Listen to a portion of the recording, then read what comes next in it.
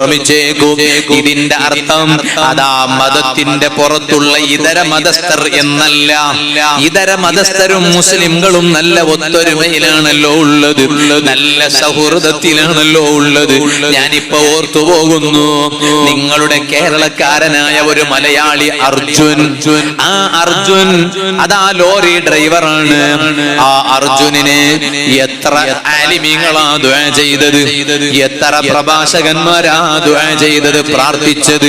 അർജുനനെ ജീവനോടെ തിരിച്ചെത്തിക്കണേ അല്ലാഹ് എന്ന് മുസ്ലിംകൾ റബ്ബിനോട് ദുആ ചെയ്തില്ലേ? ഹൈന്ദവർ അവരുടെ ദൈവത്തോട് പ്രാർത്ഥിച്ചപ്പോൾ അതേ മുസ്ലിമീങ്ങൾ സാധാരണക്കാരും പണ്ഡിതന്മാരും എല്ലാവരും അല്ലാഹുവിനോട് ആ സഹോദരനെ ജീവനോടെ തിരിച്ചയക്കണമെന്ന് ദുആ ചെയ്തില്ലേ? വഅലിന്റെ സദസ്സുകളിൽ പോലും ദുആ ചെയ്തില്ലേ? വീടുകളിൽ പോലും ദുആ ചെയ്തില്ലേ?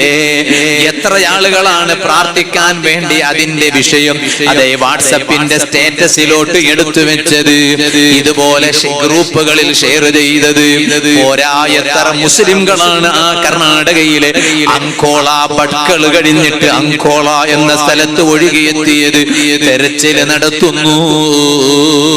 പക്ഷേ ഞാൻ പറഞ്ഞു വന്നത്, ഇതാണ് നമ്മുടെ നാടിന്റെ മതസൗഹൃദം, നമ്മുടെ നാടിന്റെ ഒത്തൊരുമയും മതസൗഹൃദവും മതമൈത്രിയും. അതൊക്കെ ഇതാണ്.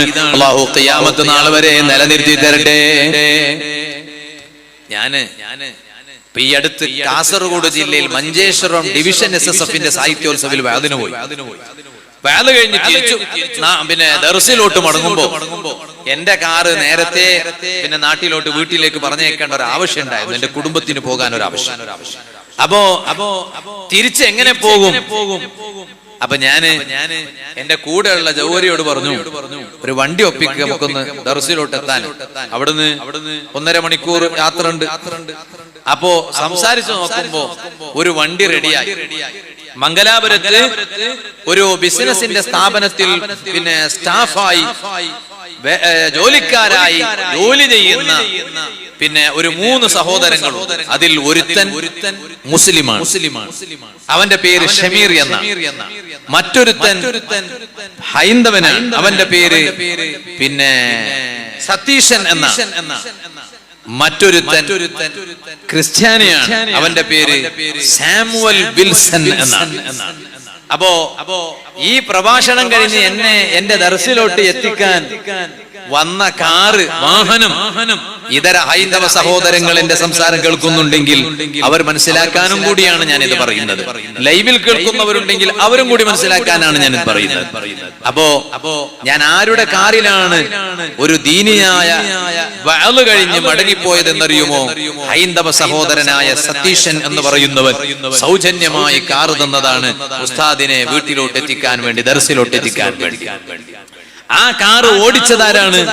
അത് നേരത്തെ നമുക്ക് പരിചയമുള്ള ഷമീർ എന്ന് പറയുന്ന ഒരു മുസ്ലിം സഹോദരനാണ്. എന്നാൽ ഈ ഷമീർ ഒറ്റക്കാവല്ലോ, അങ്ങോട്ട് പോകുമ്പോ ഞങ്ങൾ ഉണ്ടാവും, തിരിച്ചു പോരുമ്പോ ഷമീർ ഒറ്റക്കാവല്ലോ. ഈ വണ്ടി കൊടുത്ത സതീശൻ അവിടെ ഇല്ല, ഷമീർ ഒറ്റക്കാവുന്ന രീതി. ഷമീറിന്റെ കൂടെ വന്ന ആളാരാണ്?